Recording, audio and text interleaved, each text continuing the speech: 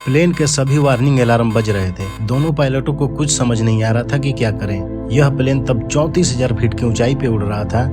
इधर एटीसी भी लगातार प्लेन से संपर्क करने की कोशिश कर रही थी, लेकिन प्लेन से संपर्क नहीं बन पा रहा था। अब सभी यात्रियों को सांस लेने में परेशानी होने लगी। धीरे धीरे लोगों का दम फूलते जा रहा था।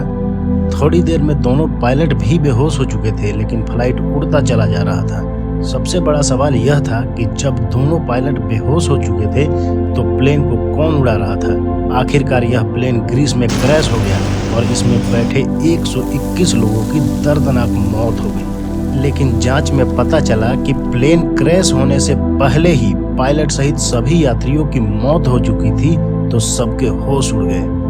आइए जानते हैं पूरी कहानी कि आखिर उस दिन क्या हुआ था। 14 अगस्त 2005 सुबह के 9:07 पे हेलियोस फ्लाइट 522 उड़ान भरी। उस समय फ्लाइट में 115 पैसेंजर्स और 6 क्रू मेंबर्स मौजूद थे। यह फ्लाइट साइप्रस के लारनाका से चेक रिपब्लिक के प्राग एयरपोर्ट जाने वाली थी, लेकिन बीच में इस फ्लाइट का ग्रीस के एथेंस में उसका एक स्टॉपेज था। काफी एक्सपीरियंस वाले पायलट इसे उड़ा रहे थे, जो थे जर्मन पायलट हैंस जर्गन मर्टेन, जिनकी उम्र 58 साल थी। इनको कुल 16,900 घंटे फ्लाइट उड़ाने का एक्सपीरियंस था। इनके साथ को पायलट पेम्पोस चार्लाबोस थे, जिनकी उम्र 51 साल थी। इनको 7,549 घंटे फ्लाइट उड़ाने का एक्सपीरियंस था। दोनों ही काफी एक्सपीरियंस वाले पायलट थे। फ्लाइट अटेंडेंट के तौर पे इस प्लेन में एंड्रियास प्रोड्रोमो थे। 9:12 पे प्लेन 12,040 फीट की ऊंचाई पे पहुंच गया। तभी अचानक से फ्लाइट में एक अलार्म बजने लगा। यह take off configuration warning alarm था, जिसे देखने के बाद दोनों ही पायलट हैरान हो गए कि यह अलार्म आखिर बज क्यों रहा है। हम आपको बता दें कि जब प्लेन जमीन पर होता है और उड़ने से पहले उस प्लेन में कोई प्रॉब्लम होता है, तब यह अलार्म बजता है। लेकिन यह फ्लाइट तो 12,000 से ज़्यादा फीट की ऊंचाई पे उड़ रहा था और ऐसा होना तो असंभव था। अब पायलट को यह अंदाजा लग चुका था कि कुछ न कुछ प्रॉब्लम जरूर है, इसलिए दोनों पायलट ने एयर ट्रैफिक कंट्रोल से संपर्क किया। पायलट की जब एटीसी से बात हो ही रही थी, तभी प्लेन के कॉकपिट पैनल में मौजूद कई सारे अलार्म एक साथ बजने लगे। इन आवाज़ों से पायलट की आवाज़ एटीसी तक ढंग से नहीं पहुंच रही थी। अब प्लेन के कई सारे सिस्टम एक साथ बहुत ज़्यादा गर्म हो चुके थे।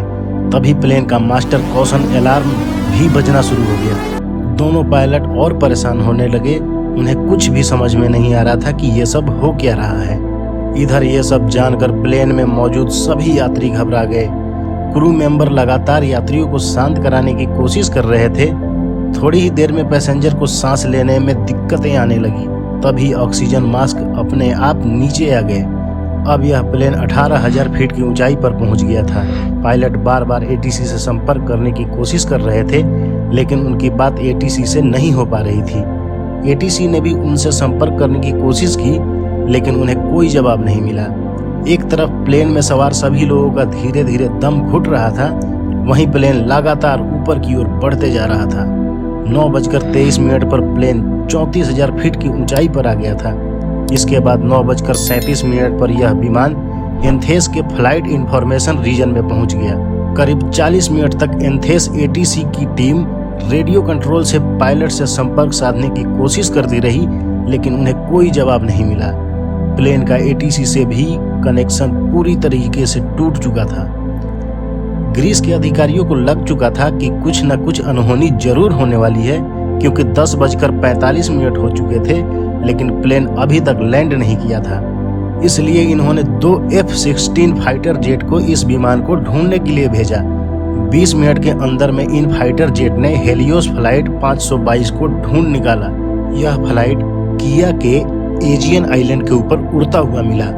इनमें से एक फाइटर जेट इस विमान के बेहद करीब आकर देखा कि आखिर अंदर हो क्या रहा है। उन्होंने देखा कि प्लेन में को पायलट सीट पर कोई नहीं है और मेन पायलट अपनी सीट पर बेहोश पड़ा हुआ है। फाइटर जेट के पायलट यह देखकर हैरान हो गया। प्लेन बिना पायलट के उड़ता जा रहा था। फिर यह फाइटर जेट प्लेन अंदर के हालात को देखने के लिए पीछे गया, लेकिन किसी भी पैसेंजर ने मुड़कर उनकी तरफ नहीं देखा। सभी पैसेंजर के सामने ऑक्सीजन मास्क लटके हुए थे और सब के सब बेहोश हो चुके थे। तभी लगभग 11:49 पर फाइटर जेट के पायलट ने देखा कि कोई आदमी केबिन से होकर कॉकपिट की तरफ जा रहा है। कुछ ही देर में वह पायलट सीट पर बैठा हुआ दिखाई दिया। यह आदमी प्लेन को कंट्रोल करने की कोशिश कर रहा था। इस शख्स को देखकर फाइटर जेट के पायलट ने इशारा करके स्थिति के बारे में जानना चाहा। ये शख्स भी फाइटर जेट के पायलट को कुछ बताना चाह रहा था। ये फ्लाइट अटेंडेंट एंड्रियास प्रोड्रोमो थे, जो प्लेन को कंट्रोल करने की कोशिश कर रहे थे। एंड्रियास कभी बोइंग 737 जैसे प्लेन को उड़ाया नहीं था, लेकिन फिर भी वे प्लेन को कंट्रोल करने की कोशिश में लगे हुए थे। उनकी सांसें भी अब बंद होने वाली थी और आखिरी बार उन्होंने 5 बार मेडे मेडे कहकर मदद के लिए गुहार लगाई थी। 11:50 पर प्लेन के लेफ्ट इंजन ने काम करना बंद कर दिया। फिर प्लेन लेफ्ट साइड में झुक गया। अब प्लेन तेजी से नीचे की ओर गिर रहा था। इसके बाद फ्लाइट के राइट इंजन ने भी काम करना बंद कर दिया। प्लेन का कंट्रोल अब पूरी तरीके से खो चुका था। फिर 12:04 पे प्लेन एंथेस से 40 किलोमीटर दूर जाकर ग्रेमेडिको की पहाड़ी के पास क्रैश हो गया। इस हादसे में प्लेन में सवार सभी लोगों की मौत हो गई।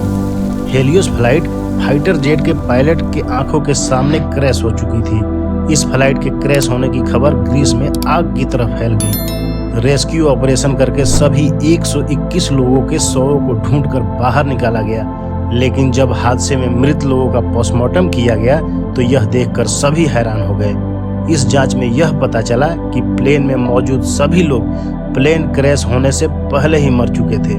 तो अब सबसे बड़ा सवाल ये था कि जब दोनों पायलट की मौत हो चुकी थी तो आखिर फ्लाइट अटेंडेंट एंड्रियास प्रोड्रोमो कैसे जिंदा थे और प्लेन को कंट्रोल करने की कोशिश कर रहे थे। दरअसल एंड्रियास एक स्कूबा ड्राइवर भी थे, इसलिए उन्हें काफी देर तक सांस रोक पाने का अनुभव था, लेकिन ऑक्सीजन न मिलने के कारण उनके भी हालत कुछ समय के बाद खराब होने लगी थी। फिर भी जैसे तैसे उन्होंने प्लेन को कंट्रोल करने की कोशिश की, लेकिन दुर्भाग्यवश वह इसमें सफल नहीं हो पाए और प्लेन क्रैश हो गया। जब घटना की वजह जानने के लिए इन्वेस्टिगेशन स्टार्ट की गई तो पता चला कि प्लेन के लेफ्ट इंजन का फ्यूल खत्म हो गया था, लेकिन अभी भी इस हादसे का असली वजह पता लगाना बाकी था। जांच में पता चला कि जब ये जहाज अपनी रूटीन सर्विस के लिए गया हुआ था तब क्रू मेंबर्स ने इसमें दरवाजा जाम होने की शिकायत की थी। इंजीनियर ने देखा कि एयर लीकेज की वजह से डोर जाम हो रहा था। इसको चेक करने के लिए इंजीनियर ने प्रेशराइज बटन को मैनुअल मोड पे डाल दिया था। डोर जाम होने की प्रॉब्लम तो ठीक हो गई, लेकिन वापस प्रेशराइज बटन को ऑटोमेटिक पे करना भूल गया।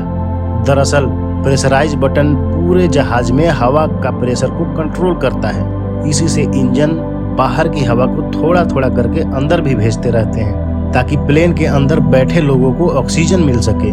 नॉर्मली इस बटन को ऑटोमेटिक मोड पे ही रखा जाता है। अगर कभी इसे मैनुअल भी किया जाता है तो पायलट और को पायलट को इसका ध्यान रखना पड़ता है। प्लेन उड़ाने के समय दोनों पायलट्स का इस ओर ध्यान ही नहीं गया कि बटन ऑटोमेटिक मोड पे है ही नहीं, बल्कि वो तो मैनुअल मोड पे था। जैसे जैसे प्लेन ऊपर की ओर जाने लगा, प्लेन में ऑक्सीजन की मात्रा धीरे धीरे घटने लगी और विमान में बैठे लोगों की बेचैनी बढ़ने लगी। वे सांस नहीं ले पा रहे थे। फिर कॉकपिट में भी ऑक्सीजन का लेवल कम हो गया, जिससे दोनों पायलट बेहोश हो गए। वहीं सभी यात्री और क्रू मेंबर भी धीरे धीरे बेहोश होने लगे। फिर ऑक्सीजन न मिलने के कारण सभी लोगों ने दम तोड़ दिया।